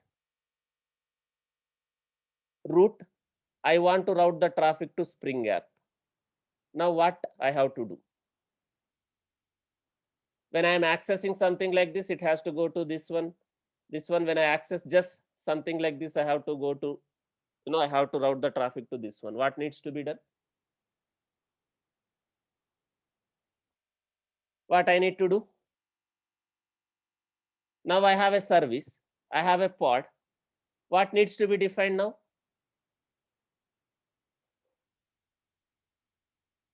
What needs to be defined? We have to define the rule in a ingress. Now, when I access something like this, as of now,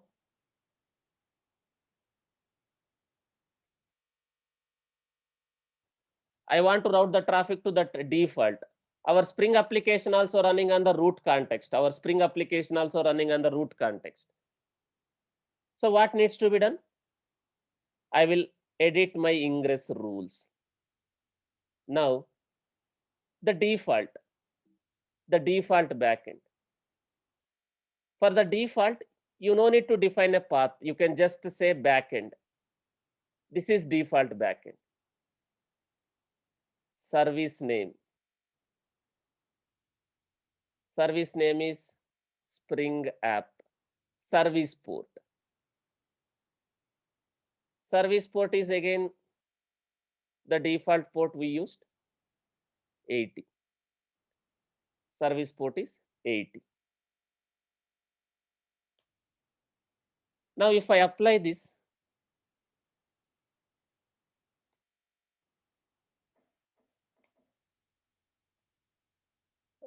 service port typo, there is a error.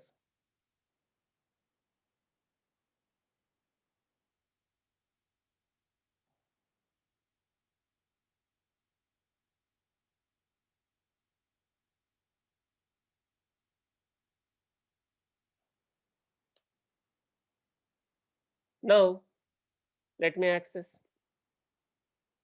I think the service name might be wrong. What is the service name I have given, guys? Spring app SVC. Spring app SVC. But in my ingress rule, I have given something else. So, Spring app SVC. The service name is Spring app SVC.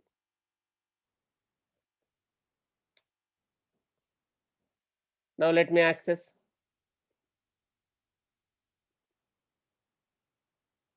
Now, do you see? It's routing to this one. Now, whatever data I am inserting, it is getting inserted into the database. Unless until I have done some mistake.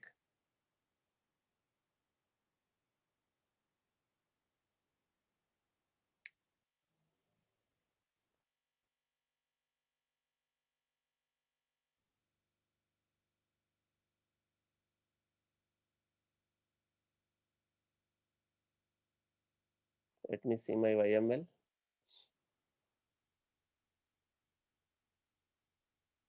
Service name is Mongo. I used this one.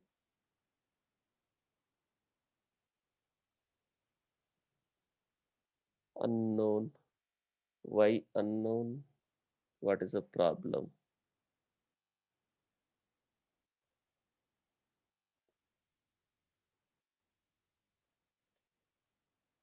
kubectl get svc Mongo.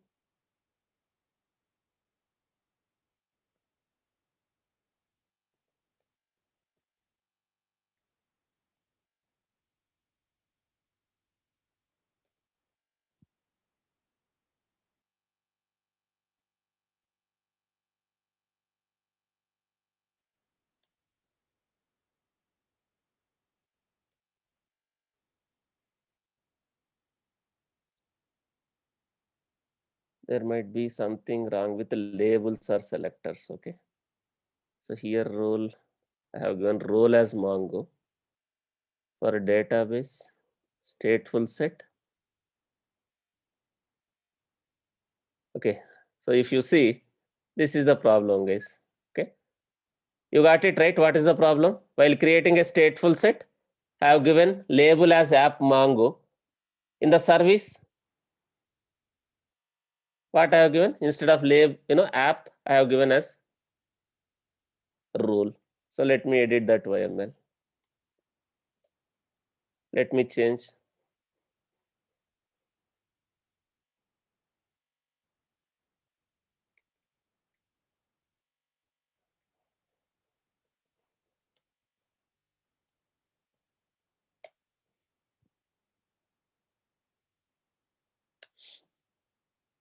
Yes. Now let's access. So this is how it is working. Now Ingress is doing the routing. Now what is the one more advantage with Ingress, right? I can set up the certificate HTTPS in real time. Any application you see, right? You see this padlock symbol. Google, Flipkart, what is the meaning of it? If you see any application you see this padlock symbol. What is the meaning of it? It's a secure HTTPS, secured with HTTPS. What is the problem with HTTP? Is our application is secured? Now you can see it's not secure. So what is the problem with HTTP? The data will be transmitted over network.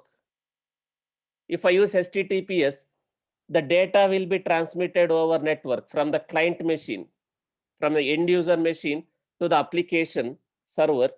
The data will be transmitted, if I use HTTP, in a human readable format. It will not be in an encrypted format. So there is a possibility that a middleman attack, we call it as a middleman attack, over the network, the data can be manipulated, the data can be corrupted over the network. So if I use Ingress, I can manage certificates. I can set up the certificates. I can do the SSL termination at the Ingress before it is reaching the pods, before it is reaching the containers. So if required, you can set up a certificates and it can terminate SSL till it reaches Ingress pods. It will be encrypted and sent. That Nginx controller pods can terminate SSL and it will send it to our application pods within that network, right? There is no possibility that data can be manipulated within your network. Till it reaches your Ingress pods, it will be in an encrypted format, and that Ingress can do the SSL termination also, so that the data will be sent to your application containers or pods after termination of SSL. So if required, you can set up a HTTP yes also for your applications using Ingress. As of now, I don't have any official CA certificates. I don't have as of now any official CA certificates. What I will do, I will generate a self-signed certificates just to demonstrate. I will generate a self-signed certificates and I will configure Ingress with HTTPS. I will configure Ingress with HTTPS. Let me show that. As of now, I am generating a self-signed certificates. What you can do? You need this OpenSSL software, right? So using this command, I am generating a self-signed certificate for our domain. Now my domain is this, mithuntechdevops.co.in. I am generating a self-signed certificates using OpenSSL software. In my Linux machine, in this machine, I am generating, let me create one folder.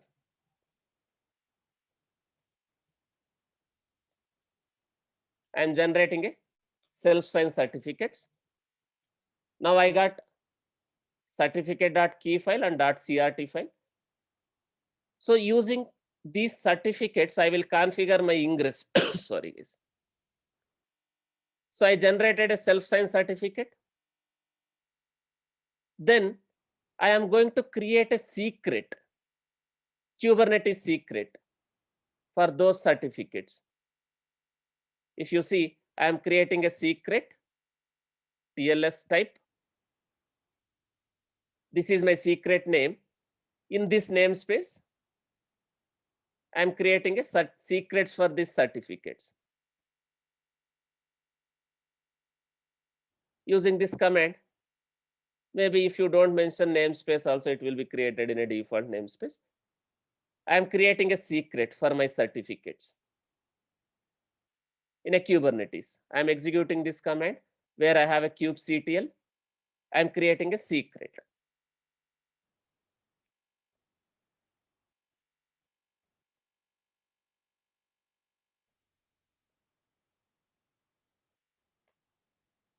Now, if you see, I created a secret for my certificates. Now, in my ingress rule, ingress resource, I am going to mention that secret name for my certificates. I am going to mention one more section here, TLS. We already have a rules defined. Now I am going to mention a TLS, transport layer security. We call it as a SSL or TSL, sorry, TLS. So in my ingress file, where I have a ingress rule, here I am going to mention this section, TLS certificates. TLS hosts, something like this, hosts.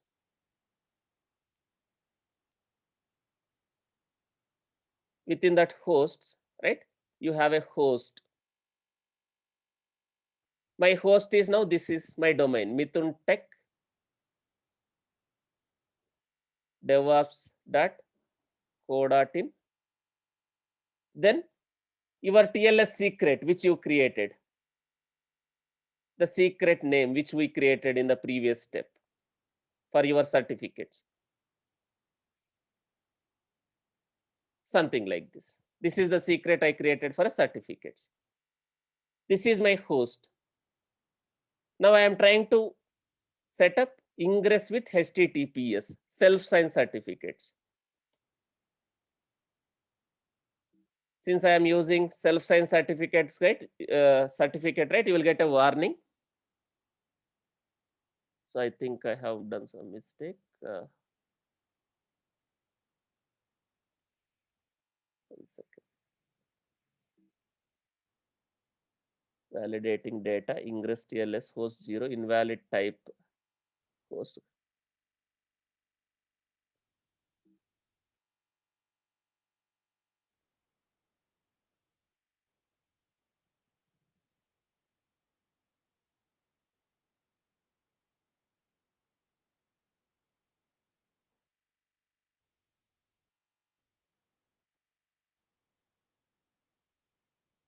So host secret. Did I miss something?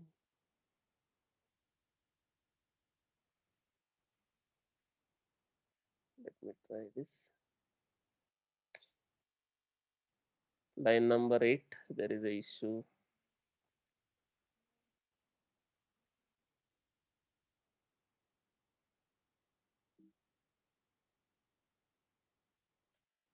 What is there in the line number 8?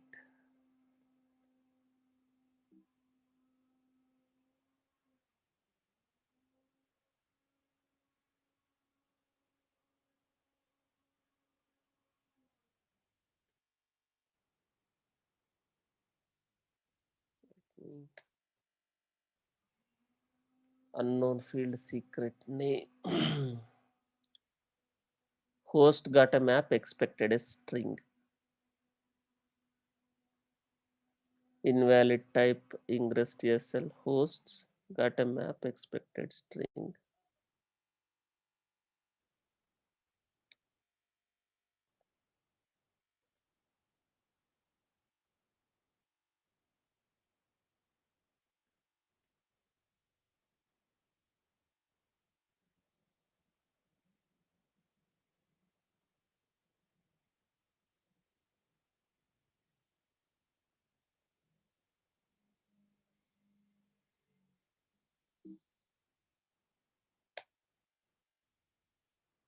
Let me see. Ingress. With each version, it will getting changed, I think.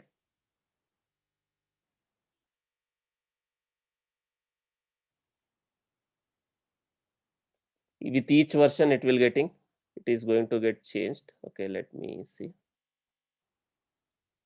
TLS we have defined, host we have defined. Okay, so you no need to give a host in the latest, it seems. We no need to give TLS host. We have given secret name, correct?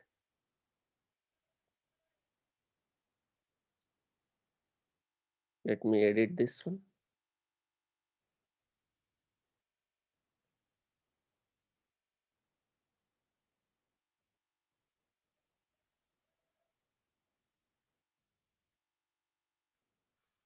Directly something like this, hosts.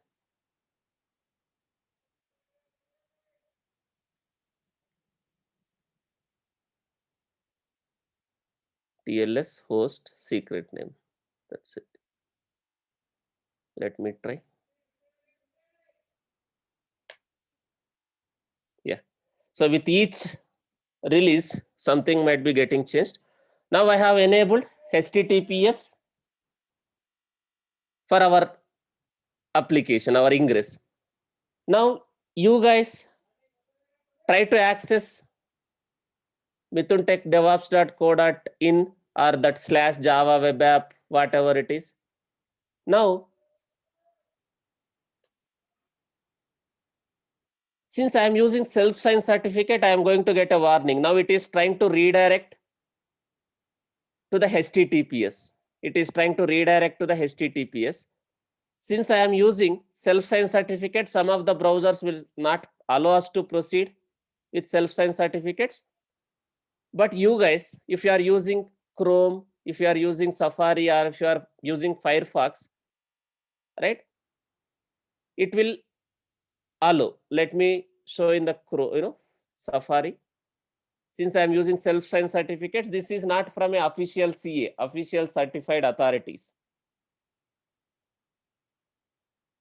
So it will give a warning. You are using application which is not using certified CA file.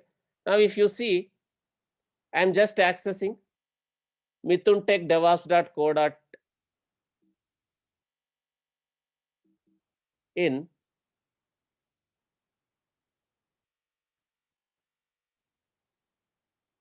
mithuntechdevops.co.in. I am not using anything, right? It will be redirect to HTTPS. Since I am using self-sign certificate, I am getting this warning. Because I am using a self-sign certificate, this application is using self-sign certificate, you are getting a warning. They are saying it is not a valid certificate because it is a self-signed. I am not using from official CA. It is giving a warning. If you want to still proceed, yes, click on this, right? It is asking me, are you sure you want to proceed? It is for the client. It is asking the client, are you want to proceed? Because this application is using self-signed certificate. Now, do you see? Is our application also enabled with HTTPS? Now, do you guys able to access our application using HTTPS? Now try to access our application like Mithun Tech DevOps.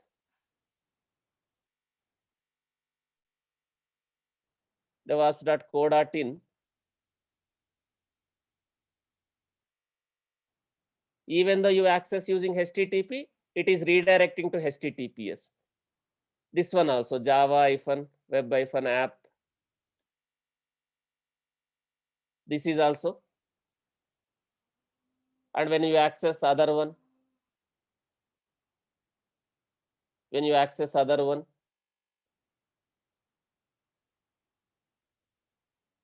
Maven-web-app. Now all are, TLS or SSL enabled. But I am not using official certificates, official certified authorities. I am using a self-signed certificate, but in real time, you will use certificates from a certified CAs. If you see, google.com, they are using some certificate, right? This is issued by this CA, official certified authority. And if you access any application, but if you see our certificate, if you see our certificate,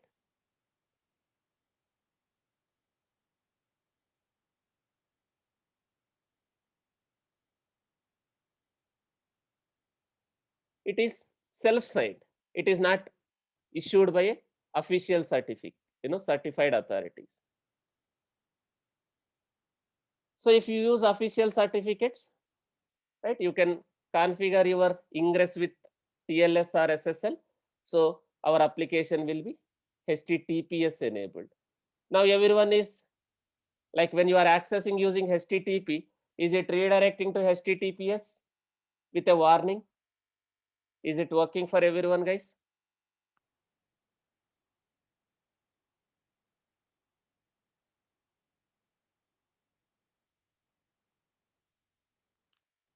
So this is how you can use ingress. This is how you can use ingress. Okay. So ingress also we will use, but not only, guys, when you are deploying your application, you are not only creating a deployment or RS or RC, right? You are going to create a service. You are going to create a config maps if required. You are going to create a secrets, and also you are going to create a ingress, and you are going to create a PV and PVC if you need volumes for your pods, and also you are going to create HPA if required. It is not like you are just simply you are creating a pod and service, right? If your pod requires some volume, you are going to use PV PVC. If you want to auto scale your pods, you need to create a HPA. If your pod requires some information like config maps and secrets, right? And routing, you can define ingress. So each Kubernetes object represents some state in your Kubernetes cluster. Okay? So this is how ingress works, guys. To be frank, day by day we are adding lot of syllabus, lot of topics to the Kubernetes, like these Mithun Technologies batches, right? If you ask me last batch, I have not discussed this TLS SSL. I have not discussed cluster autoscaler, right? Day by day we are adding lot of topics to our students, but you don't need all these details unless until you are like architect level. You are working at an architect level. As a fresher level, as a entry level in your DevOps, right? Like, you don't need all these details, but it is good to have. So we are trying to cover whatever we can in the given time of, given span of time, guys. Try to utilize these sessions and try to practice whatever we are discussing. So the next topic will be RBAC. Then we will use Helm. At last we will discuss about Prometheus and Grafana. And also I want you guys to have a CI/CD for this application. At least maybe you can build and apply this Spring Boot application. I want you guys to have a CI/CD pipeline for a Kubernetes. I want you guys to build this application. I want you guys to build this application, this Spring Boot Mongo application, and apply that into a Kubernetes cluster using Jenkins. Okay. There is a detailed video. There are multiple videos. 2 videos are there. Try to follow and try to build and apply the application to the Kubernetes cluster using Jenkins. And in your CI/CD, in your GitHub, try to define your YMLs, whatever like config map, deployments, secrets, ingress, whatever you want to apply. So I want you guys to focus on the CI/CD part of it, since you already know what is Jenkins, how to write a pipeline, and there are already supporting videos, scripts available in our YouTube channel, in our GitHub, right? There are supporting documents, Jenkins Kubernetes document, the supporting script, right? I want you guys to focus on the CI/CD part of it. Okay? Thank you guys. Even though it's a Sunday, right? I am very happy. At least half of the people are turned out.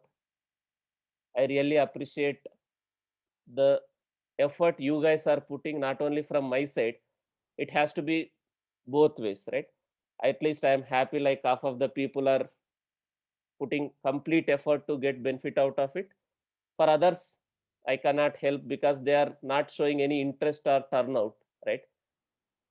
They think once the Jenkins is done, they think they got everything. They know everything in a DevOps. They are feeling like a heroes, but unless until you know the Dockers and Kubernetes in current market, you cannot survive and you will not have a lot of opportunities, guys. So try to have a same enthusiasm, try to have a same interest till end of the course. It's a common mentality. I also done the same thing, right?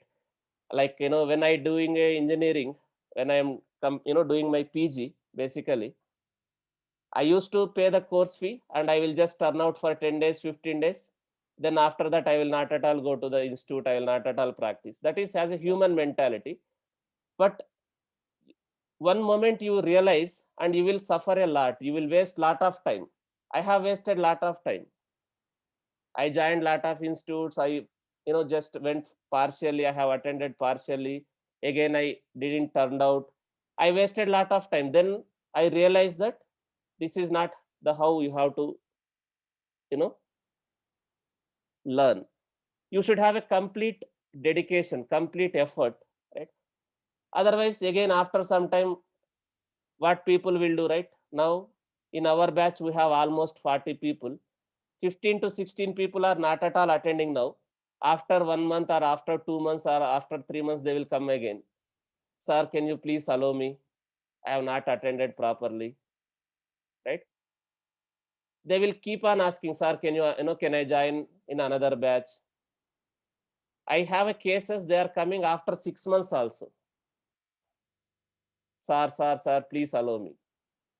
You no need to ask in such a way if you have shown the interest from the beginning, and you could have saved 6 months time.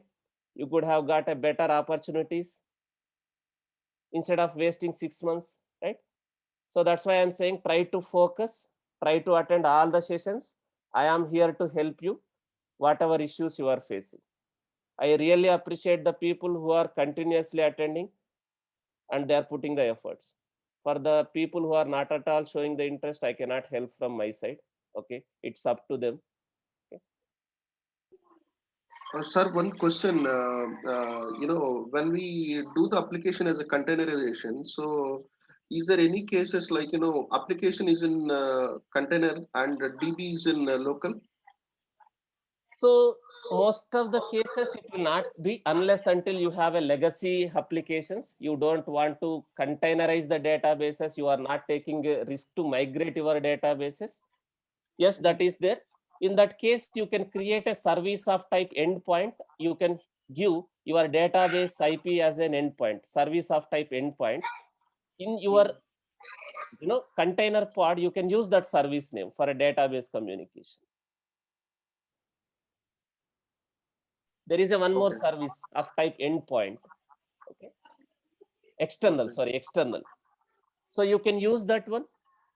You can create a service with type external, and you need to give your IP address, your database IP address there, and in your pod you can use service name, that external service name, so that pod can talk to the service. Service is pointing to the database IP. Yes, Sharon, and you can use any SSL, provider like Open SSL or Let's Encrypt, whatever you want to use, you can use, right? if you are already familiar with that. Any SSL certificate provider.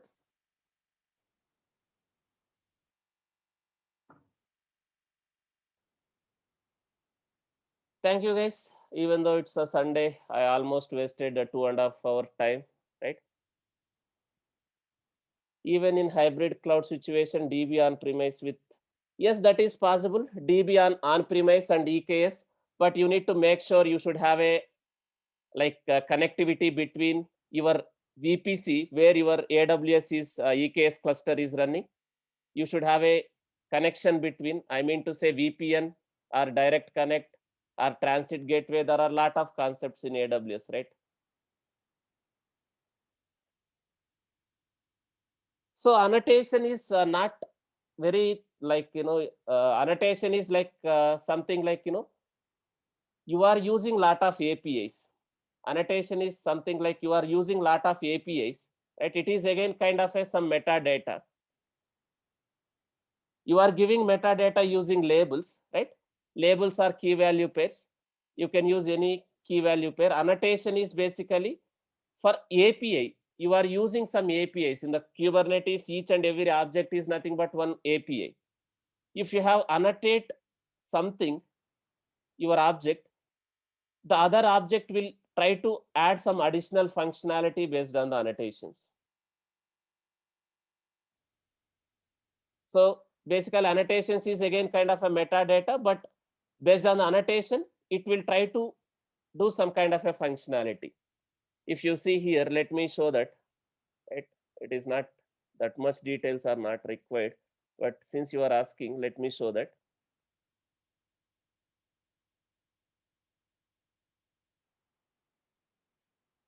If you see in our Kubernetes Ingress, right, we created a service, load balancer service. Now this service is annotated with some key and value. Use this protocol, right? What is the proxy protocol? So if I want to create service basically load balancer is getting created. The Kubernetes will add some additional functionalities or it will add some features based on these annotations. The Kubernetes API, when you are creating a service, Kubernetes API will be there. That API will provide some additional features. It will add some additional logic based on these annotations. Suppose I want to create in AWS, I want to create a network load balancer. As of now, it is using classic load balancer. I can annotate something like this, load balancer type, NLB, network load balancer. So Kubernetes will create a network load balancer based on the annotations. Annotations will be used by Kubernetes API to perform some additional logic.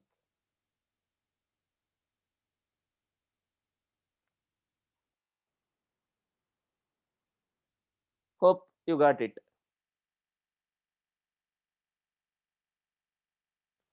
Those annotations will be used by Kubernetes APIs to perform some additional logic, to customize your objects.